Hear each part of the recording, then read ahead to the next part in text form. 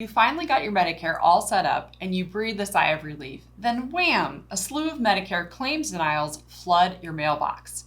Medicare mistakes sometimes happen, and in this video, I'm going to show you how to avoid them.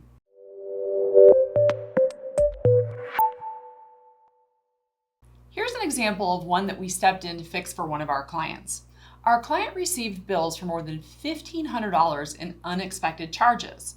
He had changed his drug plan during the annual election period to a new Part D drug plan that would save him about $500 next year on his prescription drugs. Once we investigated the denials, we learned that he had used his Part D drug plan card coverage when purchasing replacement parts for his CPAP machine. All the bills were denied, of course, because Part D doesn't cover durable medical equipment. Medical equipment falls under Medicare Part B and would have been covered entirely by Medicare and his supplement if he had presented the right insurance card. Now he was facing multiple unpaid bills and had no idea where to begin in fixing his mistake.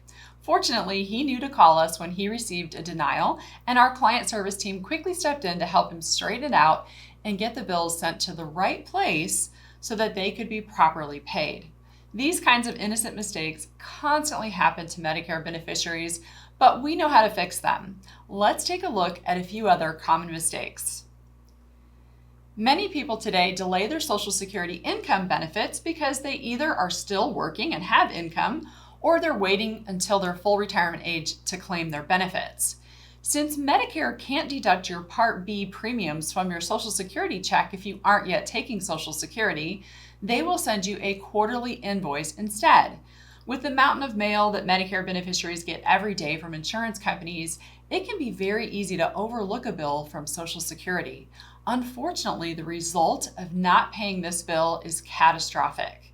When Social Security revokes your Medicare Part B for non-payment, they notify your Medigap carrier, who promptly cancels your Medigap plan as well.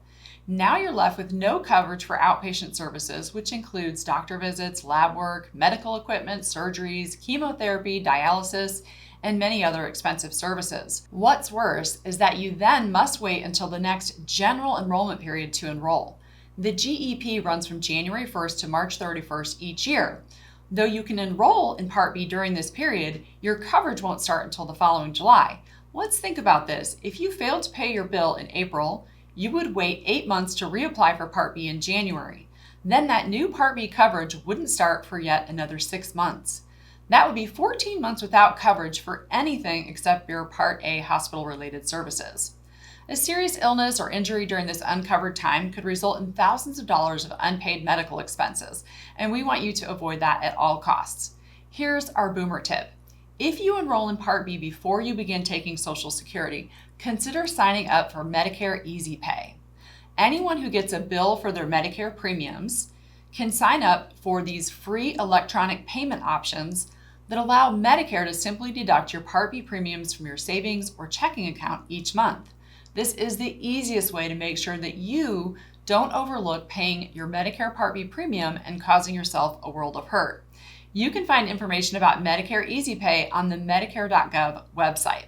We'll also post a link for you below this video in the notes that will take you straight to the page where you can find the authorization agreement that you'll need to complete and mail off to Social Security or Railroad Retirement Board for railroad retirees. If you've worked past age 65 and now have retired and transitioned over to Medicare as your primary insurance, you should make a quick call to Medicare to confirm that they show they are now your primary coverage. This one simple phone call can prevent denials and hassles for you down the road.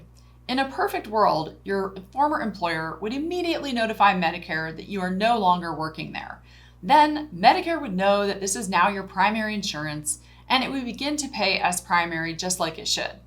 However, it doesn't always happen that way, and when it doesn't, Medicare could deny all of your new claims because they still show that your employer is your primary insurance in their system. So here's our boomer tip. Make a quick phone call to 1-800-MEDICARE after you've left your employer to verify that they now show Medicare is your primary insurance. It takes just a few minutes, but it's well worth it if you actually catch an error about to happen. This one has several versions of easy Medicare mistakes. If you have chosen Medicare as your primary coverage, then you will present your original Medicare card and your Medigap card, if you have one, to your provider at the time of service.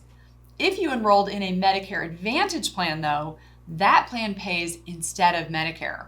People don't realize this, and they give their healthcare providers their Medicare card by mistake. The provider then bills original Medicare, and what does Medicare do? They promptly deny all of those claims because those bills should have gone to your Medicare Advantage company. I've also seen this one where a Medicare beneficiary is rushed to the hospital. His or her spouse digs through their wallet and pulls out the Medicare card, gives it to the person at the hospital. The hospital then sends all the bills to Medicare because they assume the spouse is presenting the correct insurance. This mistake is particularly awful because treatment in the hospital, of course, can be billed from a variety of places: radiology, anesthesiology, physical therapy, hospital itself. Each of those bills then have to be corrected separately, which can take you several hours by phone to straighten out. Here's the boomer tip. If you enrolled in a Medicare Advantage plan, put your red, white, and blue Medicare card away in a safe place. You will not be using it unless you later decide to drop your Medicare Advantage plan. Give your providers only your Medicare Advantage card. The second version of ID card mistakes that we see happen often is that beneficiaries will present their Medicare card for drug-related expenses, or vice versa, their Part D card for non-drug-related expenses. This is what happened to my client that I mentioned to you in the introduction to this video. Think of your Part D drug card as a pharmacy card. You only use it at the pharmacy. So unless you're picking up a retail outpatient prescription, you generally won't be presenting your Part D card for payment. So what should you do about things that aren't prescriptions that maybe you were picking up at the pharmacy before you enrolled in Medicare? For example, diabetes test strips and lancets. Test strips, lancets, and other medical supplies or parts for insulin pumps and CPAP machines fall under Medicare Part B outpatient coverage. So you'll either present your original Medicare card or your Medicare Advantage card if you have a Medicare Advantage plan, not your Part D card. I have two boomer tips for you here. One, when picking up your outpatient prescription, show them only your Part D card. It will usually have the word RX somewhere on the card, and this is the one you should present at the pharmacy when purchasing your prescriptions. If your Part D plan is built into your Medicare Advantage plan, then of course you would show that card. Two, when you need to use Medicare Part B to purchase diabetes supplies or other medical supplies, your local pharmacy may not have the best prices for you. Instead, you should order those from an approved provider that you find on Medicare's supplier directory, because these vendors are part of a competitive billing program, which is in place to save money for beneficiaries like you. You can search the directory here. We'll drop this link in the notes below the video for you as well.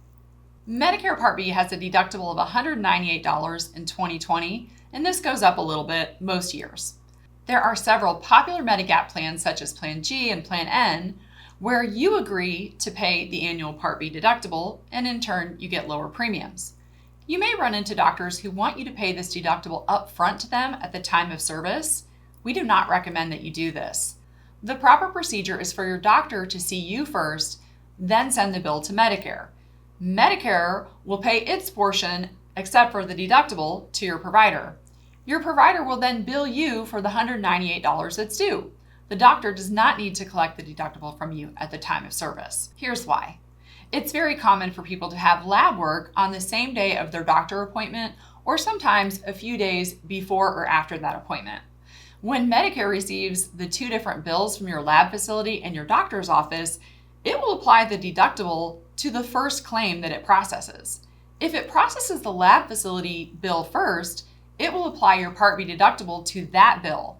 Now the lab facility will bill you for the $198 that you already paid to your doctor. Now you've got to go chase down the money that you paid to the doctor's office, and doctor's offices do not like to give you money back. They often will want proof that you've paid this deductible elsewhere, which is a hassle for you. This can be even worse if your first outpatient service of the year happens as part of a hospital stay. You will have no idea which provider will be the first bill that Medicare processes. Therefore, we advise that you do not pay the hospital deductible until after Medicare has processed the claim. Here's my boomer tip for you. Tell your doctor that you are aware a deductible is owed and they can bill you for it. Then, when Medicare has paid the claim and sent you its notice that you are responsible for the deductible portion, you can pay the doctor what he or she is owed. I promise this will help you avoid a monster billing mess if you have 2 appointments close together early in the year. Wishful thinking on Medicare's preventive care benefit can cost you a bundle. Medicare has a number of great preventive care benefits which are fully covered. Medicare pays them 100% for you. This includes screenings for cardiovascular disease, diabetes, and aneurysms. It also includes common cancer screenings such as a colonoscopy, mammogram, and tests for lung cancer. Furthermore, you will have coverage for vaccines each year, a yearly wellness visit, bone mass measurements, and more, and you can find a full list of preventive care services on Medicare's website. What the preventive care visit does not include is a $6,000 executive physical from the Cooper Clinic or Mayo Clinic. Your local hospital might offer a really great full body exam complete with stress testing and EKG, nutrition counseling. None of that is likely to be covered by Medicare. Medicare only covers the basics when it comes to your annual wellness visit. So even routine blood work can result in bills that it's your responsibility to pay because Medicare will not deem them medically necessary as part of a preventive care visit. Your primary care doctor or his billing office manager will know the proper billing codes for what is covered by Medicare. Those are the tests which you can expect coverage for, and anything that you do beyond that is likely to be on your own dime. Keep in mind also that while certain screenings may be covered, related services may not be. We see this all the time on Medicare Advantage plans where a colonoscopy might be covered, but the anesthesiologist services during that exam might be separate, resulting in a bill that you didn't expect. So here's your boomer tip. Get your preventive care from your primary care doctor and expect to be billed for anything that is routine lab work. If you seek out additional preventive wellness care from another facility, confirm with them ahead of time as to what you will owe. Every year here in the fall, we run a series of webinars for our existing clients about the upcoming annual election period. All of our existing policyholders are invited via email ahead of time, and the webinar is really in depth, walking you through step by step everything you should be doing this time of year. We also talk about the annual election period in our private Medicare Facebook group and on our blog and here on our YouTube channel so that followers like you who don't have their policies with us will at least get a basic reminder.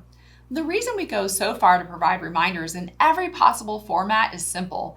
People forget what they are supposed to do in relation to their drug plan every year. Medicare's annual election period, also sometimes called the fall open enrollment, runs from October 15th to December 7th. This is when you can make changes to your Part D drug plan or your Medicare Advantage plan for the following year. The election period exists because the benefits in those plans change from year to year. Your premium might be going up or your drug formulary might be changing. Your current carrier will send you a letter in September called the Annual Notice of Change. You should review this letter thoroughly each and every year. Unfortunately, all the insurance companies will also market you to death around the same time, and this causes some people to mistakenly throw out their annual notice of change letter. Then January rolls around and they go to fill their $300 brand name medication and they find out it's not covered anymore. And by then, of course, it's too late to change. Reviewing your annual notice of change letter is a critical annual step. Reviewing the annual notice of change letter is a critical annual step for staying cost effective with your Medicare benefits. You can't afford to miss reading about the upcoming changes to your plan. Here's my boomer tip. Set a reminder on your calendar every year for September 30th. Sit down with your annual notice of change packet and compare the plan's current benefits with the upcoming benefits for the new year.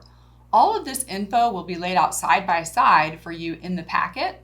So if you see a big premium increase or an important medication being dropped, you can then use the Medicare Plan Finder inside your mymedicare.gov account to easily plug in your medications and shop for the best drug plan in your zip code for the next year.